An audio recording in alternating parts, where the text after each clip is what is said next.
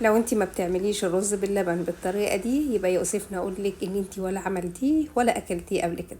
الطريقة دي طبعا مش اختراع ليا ولا حاجة، انا شفتها على قناة والله مش متذكرة اسمها وجربتها وكانت افضل من الطريقة القديمة اللي انا بعمل بيها.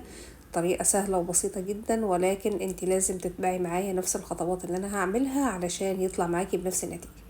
وطبعا كل واحد بيبقى ليه بصمة على الوصفة، فأنا طبعا عدلت فيها حاجات معينة علشان تناسب ذوقي في الأكل، وانتي كمان شوفي ايه اللي يناسب ذوقك في الأكل وتقدري تعدلي.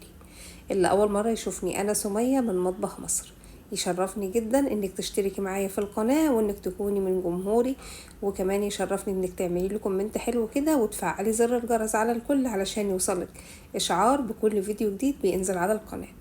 وطبعا اللايك مهم جدا جدا عشان يرفع اي قناة ويرفع الفيديو ويتشاف. بعد الصلاة والسلام على رسول الله هنبدأ الفيديو النهاردة. هنشتغل النهاردة ان شاء الله بالكوباية العادية، المج بتاع الشاي العادي اللي عندنا في كل البيوت ده. هنعمل اول حاجة هنجيب كوباية رز كده متنقية نظيفة، وبعدين هنغسلها وننقعها على جنب. كوباية واحدة من الرز الكمية اللي هنعملها النهاردة، انا هديك المقادير كلها بالكوباية. بعد كده هنعاير 4 كوبايات من اللبن، تقريبا هم كيلو من اللبن الحليب. طبعا اللبن ده انا كنت غالياه في التلاجة، وصبحت شلت الوش بتاعه وبدأت اشتغل بيه على طول، والوش ده ان شاء الله احنا هنحتاجه في الاخر. دي كده الكوباية الرابعة، هبدأ ارفع الحلة دي على النار وهشغل عليها النار. انا عايزة طبعا الحليب ده يغلي معايا. اول ما تلاقيه هيغلي كده والحليب بيرتفع معاكي كده يعني داخل على الفوران، طبعا الحلة لازم تكون كبيرة عشان تسع الرز بلبن. اول ما نوصل للمرحلة دي هنضيف الرز بقى اللي احنا نقعينه، يعني نحاول نتخلص من المية اللي فيه على قد ما نقدر ونضيف الرز ده. هنحطه ونستنى عليه لما يغلي. اول ما هتحسي برضو ان هو هيغلي وهيبدأ كده في مرحلة الفوران، لان دايما اللبن بيفور كده مننا ويطلع لفوق، هتحسي ان هو برضو عمل الطبقة اللي فوق كده الوش وهيبدأ يرتفع معاكي في الحلة، يبقى كده المرحلة دي اللي احنا عايزينها بالظبط. هتعملي ايه؟ هنغطي على الرز بلبن طبعا ونطفي عليه النار. تمام كده زي ما احنا شايفين بدأ يرتفع معانا كده في الحلة، وطبعا احنا قلبناه تقلبتين كده واحنا واقفين. خلاص اطفي البوتاجاز وغطيه وتسيبيه ساعتين ل3 ساعات. ساعة غير كافية بصراحة. بعد ما هتفتحي بقى على الحلة هتلاقي الشكل ده قدامك، الرز تقريبا 90% تسوية وتشرب كمية اللبن اللي انت حطاها. الطعم طبعا هيبقى في منتهى الجمال وتحسي ان هو واخد في اللبن من اول دقيقة. بعد كده تبدأي تضيفي كمان 4 كوبايات من اللبن. هنحط سكر قد ايه؟ هنحط كوباية سكر، كوباية الرز بيتحط لها كوباية سكر.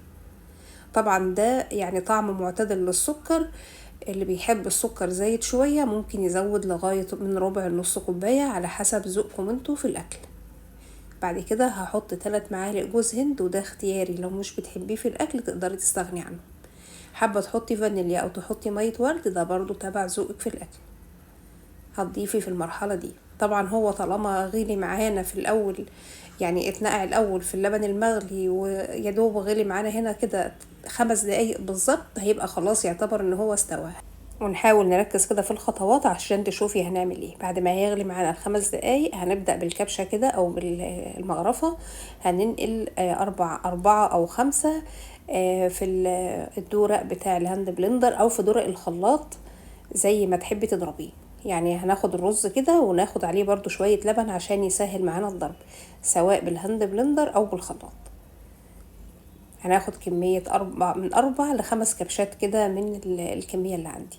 بعد كده انا هحطها في الهاند بلندر وهبدأ ان انا اضربها كويس جدا لما انعمها. طبعا هي مش هتبقى ناعمة زي الكريمة، ولكن في نفس الوقت هتخلي القوام بتاع الرز بلبن تحفة جدا جدا وكريمي، وهتشوفي الفرق اول ما هنبدأ نضيفه. هي طبعا علشان هو يعني رز مسلوق، فهيبدأ يكون بالشكل اللي انت شايفاه على الهاند بلندر ده، بتحسي ان فيه حبيبات شوية. طبعا احنا الرز بلبن على النار واحنا موطيين النار وايدينا فيه، مش يعني ما بنسيبوش كده علشان ما يلزقش مننا في القاع بتاع الحلة. اول ما تبدأي تحطيه بتحسي القوام بتاعه كده بقى كثيف معاكي شوية، وما شاء الله شايفين كده تحسي ان الخليط نفسه تقل وبقى ابيض فاتح خالص وكريمي كده من غير ما نضيف كده اي حاجة. بعد كده بقى انا هجيب كوباية من اللبن كبيرة او كوباية من المية، ولو كوبايه من الميه كمان يبقى افضل من اللبن في المرحله دي. اللبن ده اللي هو الحليب طبعا، عشان في ناس تانية مش من الجنسيه بتاعتنا فما يعني عندهم اللبن حاجه والحليب حاجه تانية. فانا هبدا بقى اجيب الكوبايه دي، كوبايه كبيره، احط فيها معلقتين بودره كريم شانتيه ومعلقتين لبن بودر ومعلقه واحده كبيره من نشا الذره العادي بتاعنا ده. هنقلبهم كويس جدا ما يبقاش فيهم تكتلات، وهنبدا نضيفهم هم كمان على الحله اللي فيها الرز باللبن. عندي كمان كريمه لباني، ودي طبعا هتنقلهولي في حته تانية خالص خالص. هضيف بس يا دوب كده نص كوبايه منها، مش هكتر عن كده، نص كوبايه برضو، وابدا ان انا اقلب. شايفين القوام يا جماعه بقى حلو معانا ازاي؟ لو انتي حابه برضو تضيفي نص كوبايه ميه لو بتحبيه خفيف شويه.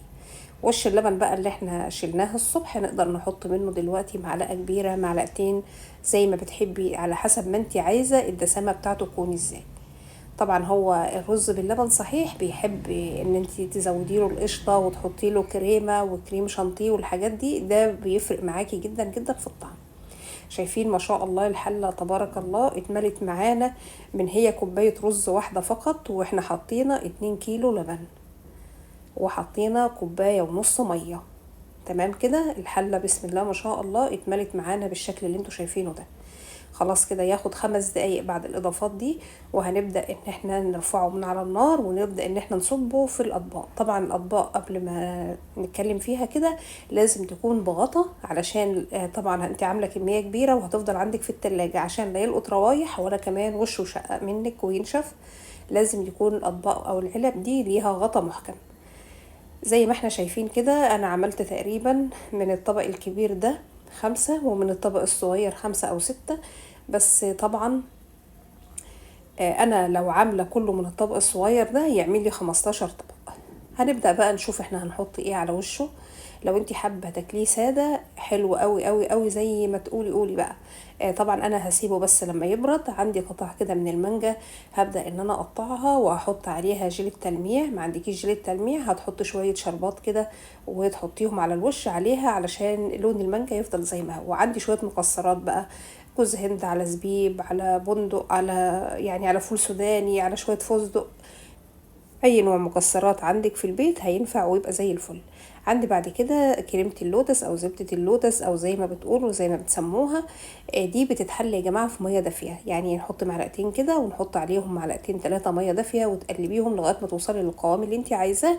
وهنبدأ نحط، انا هعمل طبعا كل طبق كبير زيه طبق صغير، بحيث ان انا اللي حابب ياخد طبق كبير اللي حابب ياخد طبق صغير. لو عندك اولاد وما يقدروش ياكلوا الطبق الكبير يبقى عندك الحاجة الصغيرة.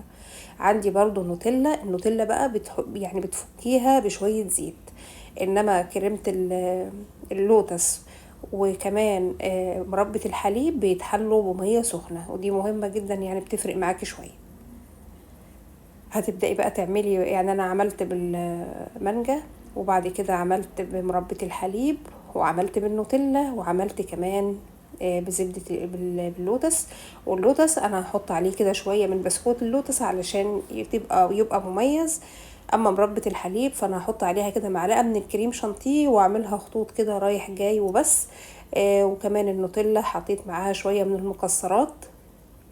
وطبعا المانجا زي ما قلنا انا عاملاها بجيل التلميع، وكمان حطيت على وشها كده شوية من المكسرات برضو يدوني لون حلو كده معاها. وكانت النتيجة زي ما احنا شايفين. وطبعا عندي يعني طبق او بولة سايباه ابيض كده زي ما هو بدون اي اضافة، وده طبعا علشان نرضي كل الاذواق ونبقى عملنا كل النكهات وكل الاطعمة اللي احنا بنحبها. طبعا تقدري تعملي اي حاجة انت بتحبيها لو ليكي اي مواصفات تانية فيها. لو حابة تحطي موز برضو الموز بيبقى حلو جدا معاه. اي حاجة انت تحبيها او اولادك بيحبوها هتبقى كويسة اوي. بعد كده تغطي العلب بتاعتك بقى، وطبعا هي باردة لان انت مش هتضيفي الاضافات دي كلها الا وهي باردة تماما. وتحتفظي بيها في التلاجة، تطلعي منها على قد الاكل حاجة في منتهى الجمال والعظمة حقيقي. ده بقى لو فضل السادة منه كده تشوفي بقى الكرمشة بتاعته يدوب بعد ساعتين تلاقي ما شاء الله وشه مكرمش كده زي اللي بينزل في المحلات، وبنستغرب هم عملوا النتيجة الحلوة دي ازاي. بصراحة رز بلبن عالمي، لو جربتيه مش هتبطلي ان شاء الله تعملي الوصفة دي وهتعجبك جدا جدا. اتمنى تدعموني وتدعموا القناة وتدعموا الفيديو. اشوفكم على خير والسلام عليكم ورحمة الله.